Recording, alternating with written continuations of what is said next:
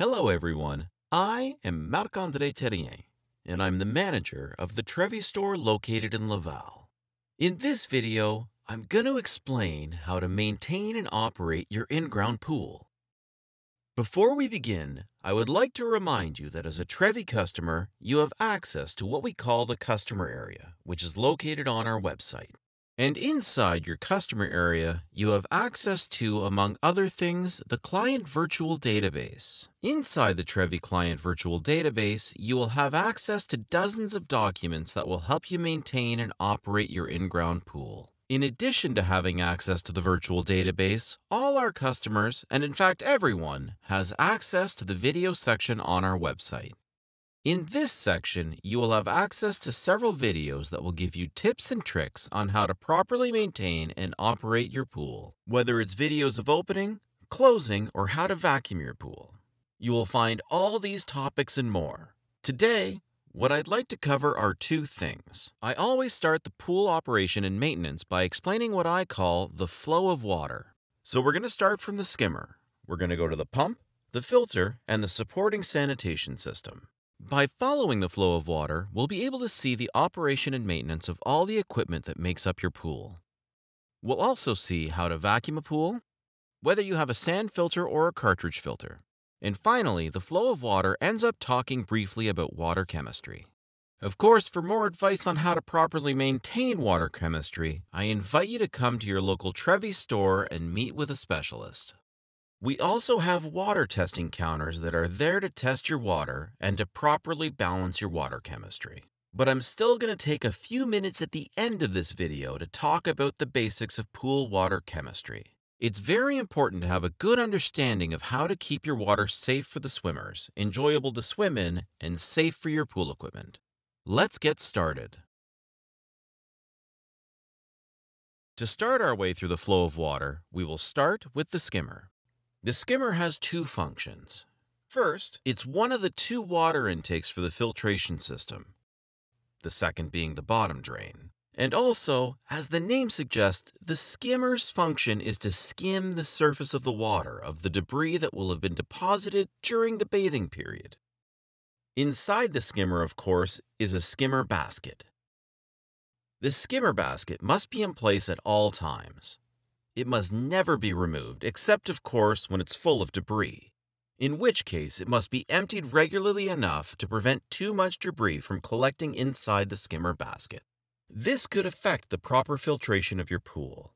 Another important element of your skimmer is the small skimmer door.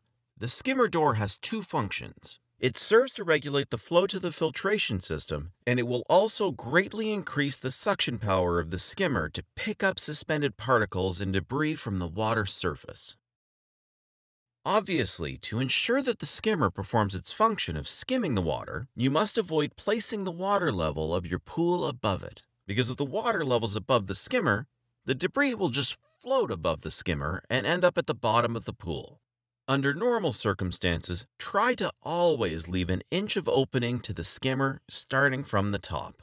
It's also necessary to avoid having too low a level. If this happens, the filtration system could suck air, and this is not desirable. We must avoid this as much as possible. We will now follow the flow of water after the skimmer. The water of your pool will, from the skimmer and the drain at the bottom of your pool, go to the pump or motor of your pool. Your pool pump is made up of two parts. First, there is a motor itself that will draw the water from the skimmer and the bottom drain and the front part called the strainer. The strainer is made up of different parts and components. First of all, the strainer cover. This will have to be unscrewed to have access to the pump basket because yes, inside a pool pump, there is a basket. It is the second pre-filter of your filtration system after the skimmer basket. And sometimes dirt will pass through the skimmer basket and get lodged inside the basket of your pump. So once in a while, it's not a bad thing to go and check if there isn't too much debris lodged inside the basket of your pump. And if there is, you're gonna have to empty it. To empty the pump basket of an in-ground pool, it's quite simple. First, you must turn off the filtration system by turning off the power. Next, you have to unscrew the pump cover to be able to remove the basket and clean it properly. Then, we come to reinstall it inside the strainer. And before putting the cover back on it, it's always a good idea for an in-ground pool to fill the strainer with 1 or 2 buckets of water and then close the cover of your pump. This way, it will help the pump to prime. Once the 2 buckets have been added and the cover closed, you can restart the electricity of the pump. It can take anywhere from 30 seconds to 2 minutes before you no longer see any air inside the strainer and have optimal circulation of your filtration system. As I said earlier, your pump will draw water from both the skimmer and the bottom drain, so there will be 2 pipes located in front of your pump. You can decide to have the pump draw either from the skimmer or the bottom drain, or both at the same time. Generally speaking, the pump must always pull through both the skimmer and the bottom drain, so do not close either line. However, there may be circumstances where you may want to close either the skimmer or the bottom drain. For example, we will close the bottom drain when we want to vacuum our pool so that all the suction is coming from the skimmer and going to the pump. That way, there will be more suction on the vacuum so that we can pick up all the dirt that ends up at the bottom of the pool. Another example is when you are winterizing your pool. You must lower the water level below the skimmer, so to prevent the pump from sucking in air, you must close the skimmer so that the water only reaches the pump through the bottom drain. To close the bottom drain or skimmer, we will do this with the valves in front of your pump. Depending on the installation that's been done in your home, you may either have a 3-way valve or 2 ball valves. A ball valve looks like this. And the principle is quite simple. When the handle is parallel to the pipe, the water circulates, and when it's perpendicular, the water is cut off. As for the 3-way valve, its operation is slightly more complicated, but not that much. All 3-way valves, no matter what model you have installed in your home, whether it's the Hayward model or the Pentair model like this one here, when you point the arrow, it will shut off the water line. So normally, when I want my pump to suck water from both the skimmer and the bottom drain, I don't want any of the 3 pipes closed. So I'm going to point my arrow at the vacuum. That way, nothing will be off. If, for example, I want to vacuum my pool, I will need to turn off my bottom drain line. I simply point the arrow to the bottom drain line. That way, my bottom drain line will be closed. We continue the flow of water through the pool's equipment. For owners of a pool with a cartridge filter, at the outlet of your pump, you will have another 3-way valve.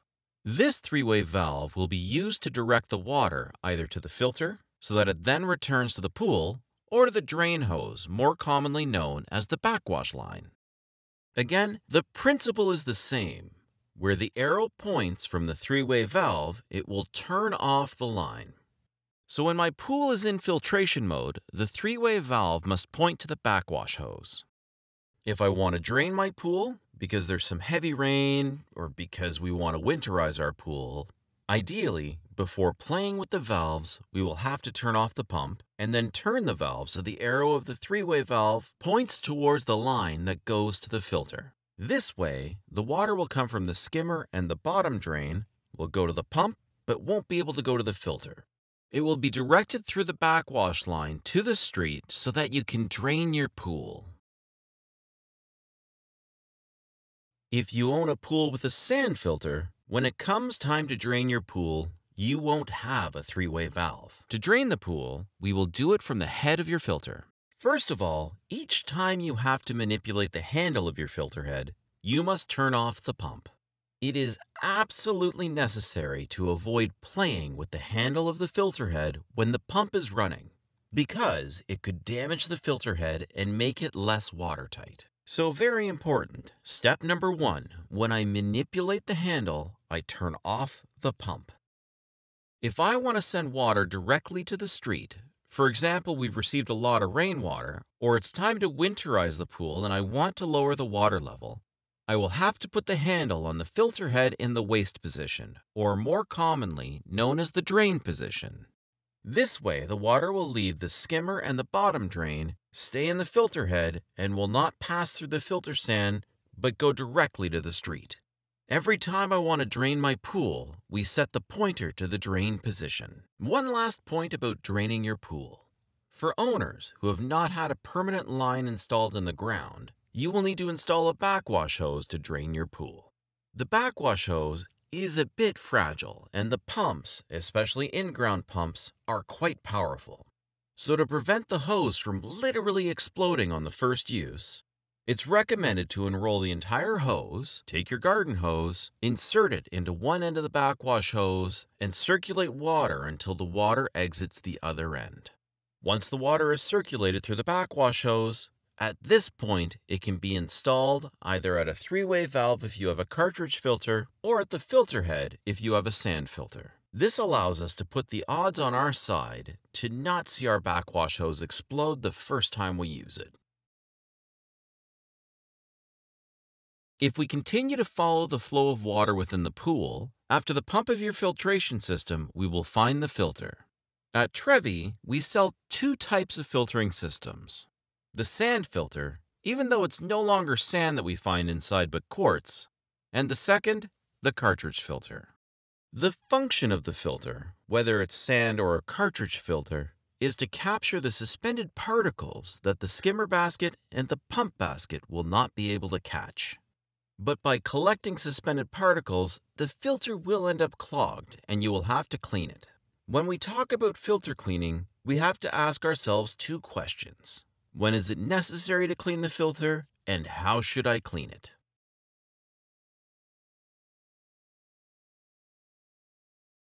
To answer the question, when should I clean my filter, the answer will be the same no matter what type of filter you have. So how do you know when to clean it? The pressure gauge will tell us.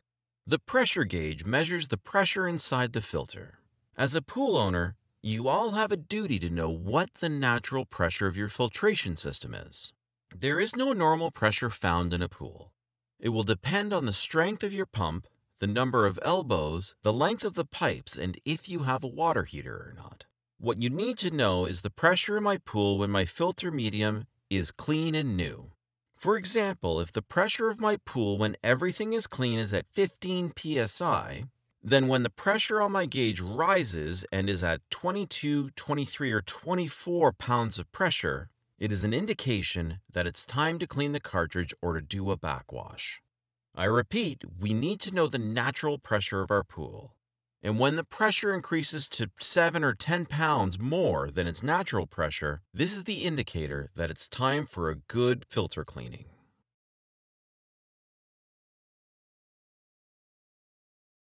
Now we will see how to clean the filter. Of course, the answer will vary depending on the type of filter you have, sand or cartridge. Let's start with the cartridge filter. It's quite simple. To clean the cartridges inside the filter, you have to take them out of the filter. To get them out of the filter, the first step is to turn off the pump. Once the pump is off, you will need to remove the pressure that's in the filter, because when the system is running, there is a lot of pressure inside the filter.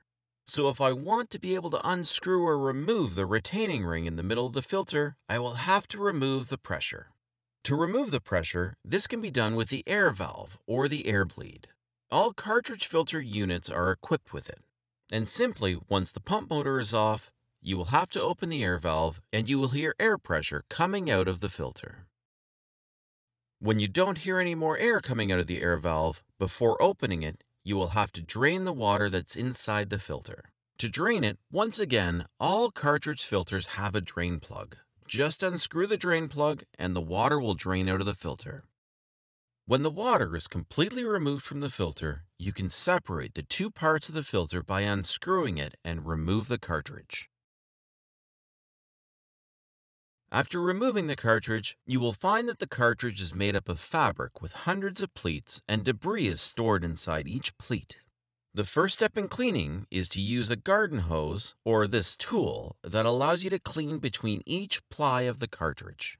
The cartridge must be rinsed from top to bottom. For a normal maintenance of the cartridge, a simple rinse with water will be sufficient. But once or twice a year, especially when winterizing, the cartridge will need to be soaked in a cleaning solution. The specific cleaner can vary, and it all depends on which Trevi branch you go to. I invite you to go and ask a clerk or any qualified personnel at all at your local Trevi branch. They will explain how to soak it. But generally speaking, a simple rinse with the garden hose should be enough to clean it properly. Once the cartridge has been well rinsed, or better yet soaked in a cleaning solution, you will have to put it back in. Because yes, there are filters that have more than one cartridge. You have to do the reverse of what you did to take out the cartridge. We put the cartridge back in, seal the drain plug, put the two parts of the filter back together, and close with the retaining ring and start the pump. What is very important when you have a cartridge filter is to start the pump leaving the air valve open. The water will go up in the filter, and when the water comes out of the air valve, you can then shut the air valve, and your filtration system will be functional without finding any air stored in the filter. To clean a sand filter, you will have to do what is called a backwash. And to do a backwash, you will have to use the filter head again. As I said earlier, every time you handle the handle on your filter head, the first step you have to take is to turn the pump off. I want to do a backwash, so I turn the pump off. Then, to do the backwash, you will have to do two operations. But first of all, unless I'm cleaning the filter head must be in the filter position. If I want to clean the filtration sand after I've turned off the pump, I have to put the handle of the filter head in the backwash position. When the handle is in the backwash position, I start the pump again for about 2 minutes. After 2 minutes, I turn the pump off again, and for the second part of the cleaning of the filtration sand of my filter, I have to put the position of the filter head to rinse for 1 minute. After the 1 minute rinsing operation, I turn off the pump again, and I put the filter head back to the filter position, and I start the pump again. This way, the sand will have been cleaned. So now we continue on the water path. After having cleaned the filter, if you've purchased it, will be the water heater. There are different types of water heaters. Trevi sells gas water heaters, so-called electric water heaters, and heat pumps. The vast majority of customers choose the heat pump. But no matter what type of water heater you buy, they all operate on pretty much the same principle. It's a bit like the thermostat at home. You set the desired temperature and the water heater will run until the water reaches that required temperature. Once the temperature is reached, the water heater will turn itself off, and if the water temperature drops, it will start up again on its own to maintain the temperature you want for your pool. Now, as I was saying, the vast majority of customers purchase a heat pump. A small note on the heat pump. It works with the principle of heat exchange. The heat pump will take the heat from the air to heat the water. Of course, if it's cold outside, if the nights are cool, it may take longer for your water heater to heat the water. This is normal. As I mentioned, it's a principle of heat exchange. But a heat pump is like a train. It will take more time to reach the desired degree than a gas or electric water heater, but once the temperature is reached, it will be able to maintain it as well as any gas or electric water heater. Another point, all types of water heaters are equipped with a flow sensor. In the event that you turn off your pump, it is not necessary to turn off the water heater first. It will shut itself off when there is no flow. You don't have to worry about the water heater when, for example, you have to drain the pump basket or do a backwash. The heat pump or water heater will shut off by itself, and when you start the pump again, the water heater will start again. We continue down the flow of water within the pool. After the water heater, for those of you that have purchased it, is the supporting sanitation system. At Trevi, we have two of them, either the salt system or the ozone system. We will start with the salt system. First of all, I invite you to read your user manual carefully, because there are several things that we will not talk about in this video, but which are still very important. So please go read your user manual. What I want is to talk to you about a few points that are very important to me. The first is to how to add salt to your pool, and the second is how the chlorine production of your salt system works.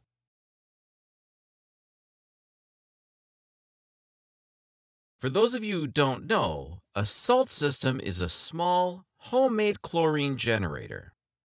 You're going to put a certain amount of salt in the water, and then, through electrolysis, the system will convert the salt molecule into chlorine. And the conversion will take place in the cell that's in the plumbing of your pool. To make sure your salt system produces chlorine optimally, you will have to put a certain amount of salt. The salt systems sold at Trevi are called low salt systems, and will ideally operate with 1,500 to 2,000 parts per million of salt in the pool. Now, the system will produce chlorine anywhere from 700 parts per million up to 3,700 parts per million. But you really have to try to keep it between 1,500 and 2,000 parts per million. If you put in a little bit too much salt into your pool and you go over 2,000 parts per million, it's not a big deal. When it rains, the water will eventually dilute and the salt level will return to the ideal level for your salt system.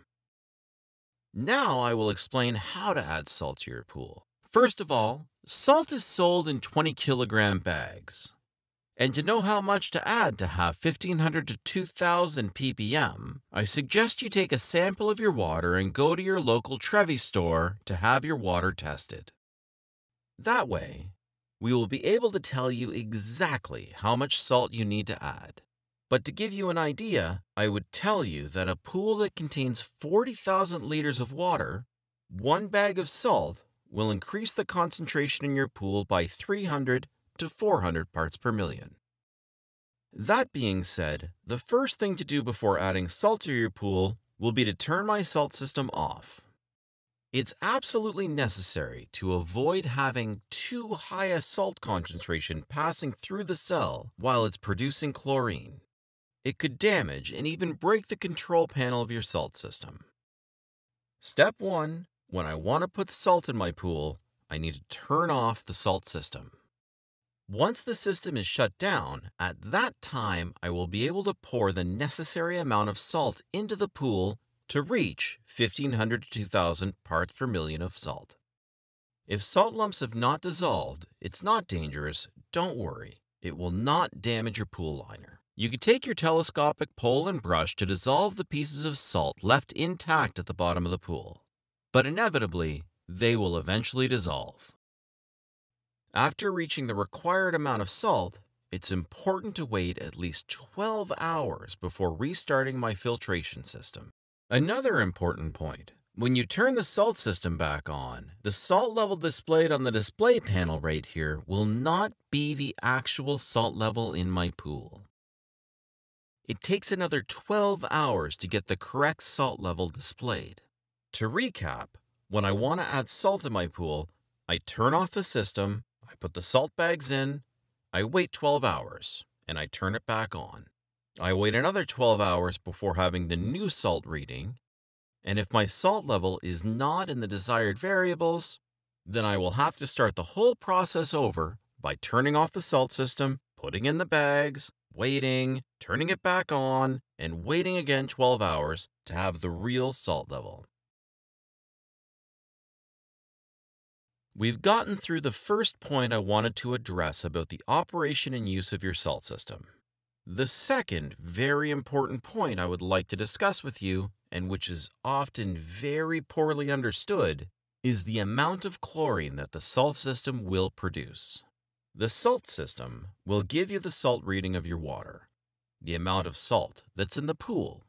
But the salt system, it's very important to understand, will not test the chlorine level in your pool. This operation remains your responsibility. You can do it either with drops or with test strips. The salt system, considering that it does not test the quantity of chlorine, it will be your responsibility to tell it the quantity of chlorine it must produce to have the 1 to 3 parts per million of chlorine in the pool at all times.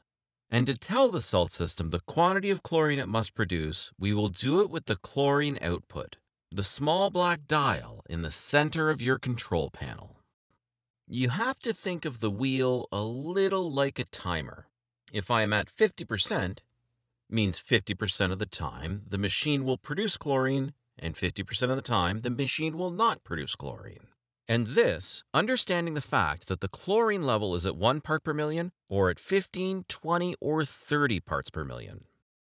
The machine doesn't care, even if the chlorine level is 10, 15, or 20 times higher than it should be, in order to have an acceptable level.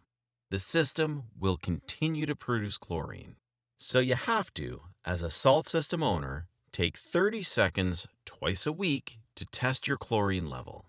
And the beauty of having a salt system is that if your pool lacks chlorine, you can easily increase production slightly. And conversely, if I have too much chlorine in my pool, I will lower my chlorine output so that the machine will decrease its chlorine production. It's very important to do this once or twice a week, otherwise you risk premature wear and damage to your pool equipment. The last point I would like to discuss with you regarding the operation and use of a salt system is the cleaning of the cell. As I mentioned earlier, salt is converted into chlorine inside the cell. And as that happens, you're going to form scale that will stick to the platelets inside the cell. When there's too much buildup, the scale will interfere with the cell's proper functioning and will have to be removed. And how do you remove it? The cell will have to be soaked in an acid solution. Depending on your Trevi branch, the type of cleaner may vary, but it's always the same type of product.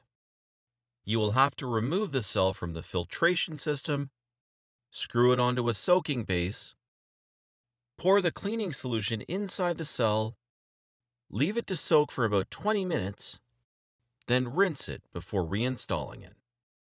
This way, the scale that will have settled on the metal plates will be dissolved, and it will increase the productivity of the cell and at the same time its lifespan.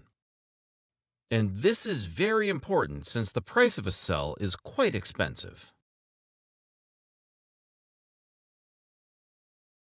The second type of sanitation system sold by Trevi is the ozonator or ozone system.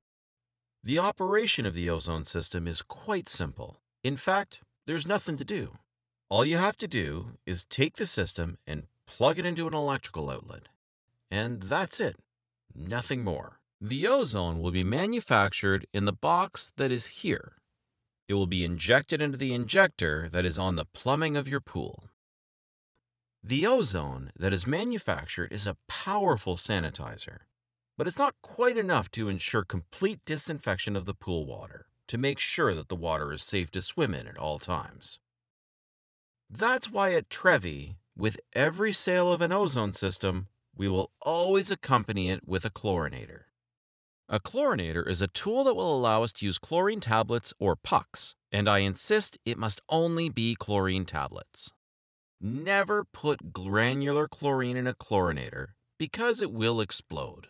So by adding chlorine tablets, we will ensure that the water is well disinfected at all times. For someone who does not have an ozone system, the chlorine level should be between 2 and 3 parts per million at all times. Since the ozonator does a good part of the pool water sanitation, owners of an ozone system can be satisfied with a chlorine level between 0.5 and 1 ppm. And this way, the water will remain crystal clear, and we will make sure that all microorganisms will be destroyed. To add tablets inside the chlorinator, it's very simple. Of course, I have to turn off the pump, unscrew the cover of my chlorinator, and then I will add 1 or 2 chlorine tablets. All chlorinators are also equipped with a dimmer, which allows us to put more or less flow inside the chlorinator.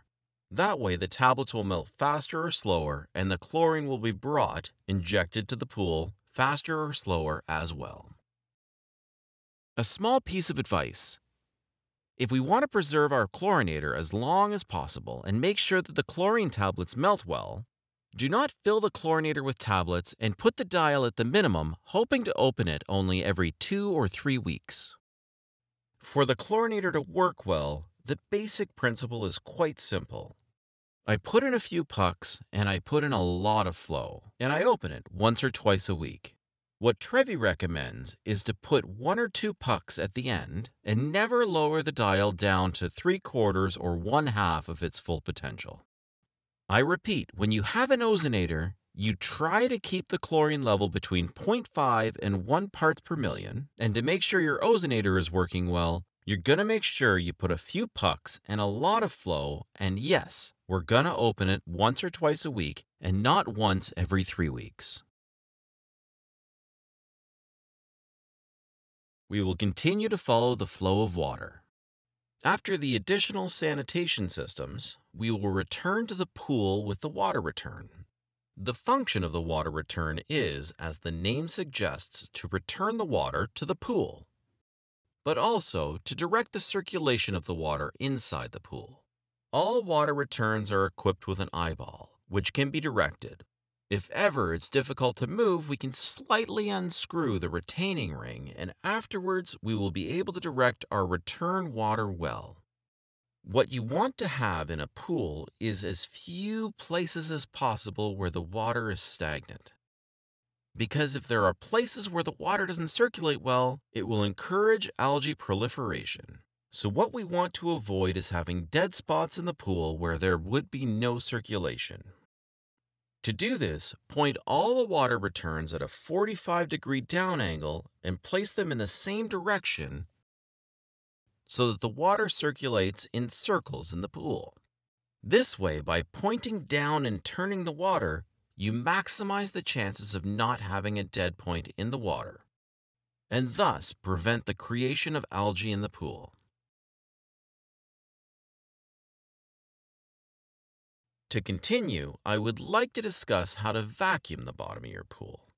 Inevitably, there will be debris, soil, or even perhaps algae that will have formed on the sides and the bottom of the pool.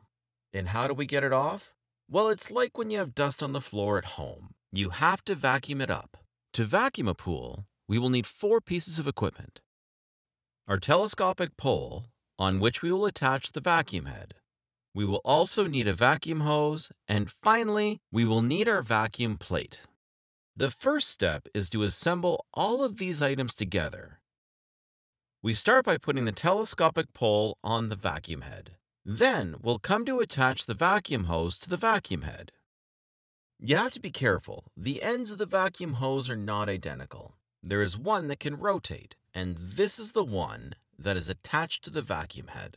On the other end, we attach the vacuum plate. Once the 4 pieces of equipment have been assembled, we will take all the equipment and put it in the pool, keeping the nozzle where we have fixed the vacuum plate. At this point, the vacuum hose is filled with air. Before coming to install the vacuum hose in the skimmer, it's important to fill it with water. Now, how do you fill a vacuum hose with water? It's really quite simple. We'll place the end of the hose on the water return while the pump is running. That way, the water will push the air out, and you'll see bubbles coming out of the vacuum head. When there are no more bubbles coming out of the hose, that's when we take the vacuum plate and install it over the basket in the skimmer. When this step is done, as I explained at the beginning of the video, what we want when we are vacuuming is that all the suction from the pump can be concentrated only in the skimmer. So when everything's installed, the vacuum plate with the hose on the skimmer basket, we're gonna close the bottom drain, depending on the valve, either the 3-way valve or the ball valve. Once the bottom drain is closed, the secret to doing a good job when vacuuming is quite simple. You have to take your time and go slowly. And that way, the debris that will have accumulated on the bottom of the pool will not be packed or diluted in the water. It will actually be sucked up by the vacuum, and the debris will be captured by the filter. In the event that there's a lot of soil or debris at the bottom of the pool, or a lot of algae, it's always best to vacuum by not passing the water through the filtration system, but by sending it directly to the street through the backwash hose. As we saw at the beginning of this video, if you have a cartridge filter, we'll install the vacuum hose in the skimmer. We'll close the bottom drain, and once that's done, we'll use the three-way valve that's at the pump outlet to block the hose that goes to the filter and open the one that goes to the backwash line. That way, the water will come from the skimmer, pass through the pump, and won't go to the filter, but will go to the street.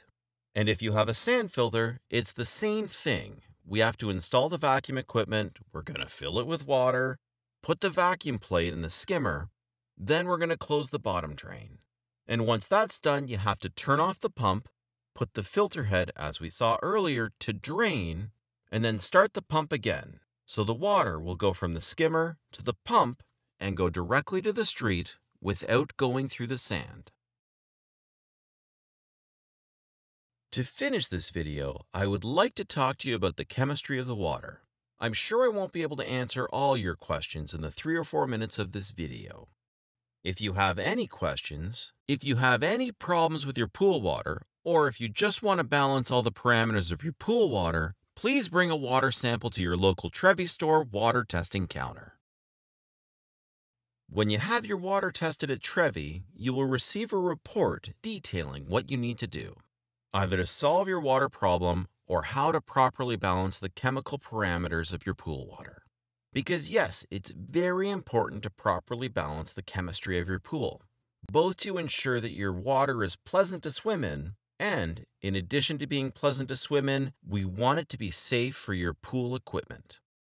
When I say we must make the water pleasant and safe to swim in, I mean that we must ensure the water is well sanitized and well disinfected. There are 2 parameters that is important to check regularly: the chlorine level and the pH level. As I said earlier, the ideal chlorine level to have in your pool should be between 1 and 3 parts per million of chlorine at all times. Unless you have an ozonator, as we said earlier, then you should aim to have between 0.5 and 1 parts per million of chlorine at all times. How do you test the chlorine level and other important water chemistry parameters?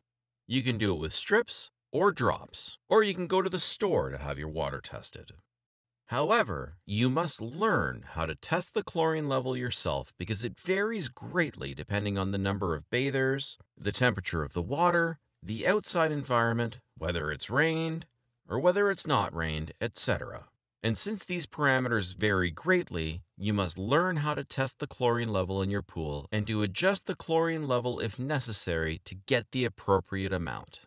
This was the first very important point to make sure the water is safe, but there is a second one, and that is the measurement of pH in your water. The pH is a measure of the acidity of the water. And in a swimming pool, you want to have a pH that's between 7.4 and 7.6. And why is that? Well, among other things, the pH of the human eye is between 7.4 and 7.6. So if you don't want your eyes to burn while you're swimming, it's important to have a pH level in that range. But also, and I'm talking about making the water safe for swimming, there is a direct causal link between the effectiveness of chlorine and pH. The higher the pH of my water, the less effective my chlorine will be, and the less sanitized my water will be. The 2 basic parameters to ensure safe water are chlorine and pH. Now, to make the water pleasant to swim in and safe for the equipment, there are 2 other parameters that you need to check. For these parameters, I invite you once a month to come and have your water tested at your local Trevi store, and they will tell you exactly what products to add. The first parameter other than pH and chlorine is alkalinity. What is alkalinity? It's baking soda. Now, why would you put baking soda in pool water? It's going to act as a pH stabilizer. It's called a pH buffer. It's to prevent pH fluctuations, to keep the pH stable for as long as possible. The ideal alkalinity parameters are between 80 and 120 parts per million at all times in your pool. The last parameter we need to make sure to adjust in the pool water is the calcium level or calcium hardness. Calcium is added to the pool water to remove the corrosive power of the water. If the calcium level is too low, it will make the water corrosive and will promote the deterioration of the pool cover and equipment. In pool water, the calcium level must always be between 200 and 300 parts per million. But since calcium and alkalinity are parameters that fluctuate much less than chlorine and pH, the best thing to do is to take a water sample and bring it to one of our water analysis counters in store. And at the same time, our professionals will be able to check other parameters, such as whether there are metals in your pool or whether there's phosphate in your pool. It could be that there's too much phosphate in your pool water, and too much phosphate promotes algae growth. Then, you may be recommended to add a product that will remove the phosphate. I could talk to you about other aspects of water chemistry, but in this video I've covered the basics: chlorine, pH, alkalinity, and calcium. And as I've mentioned several times, the best thing to ensure that your water is safe and pleasant to swim in, and safe for your equipment, is to come once a month to a Trevi branch. It's free to come have your water tested and adjusted once a month. Thank you very much for watching this video. I hope I've answered many of your questions, but please don't hesitate to contact customer service by phone, or better yet, come to a Trevi branch. Our pool professionals will be able to answer your questions. Once again, thank you and have a good swim.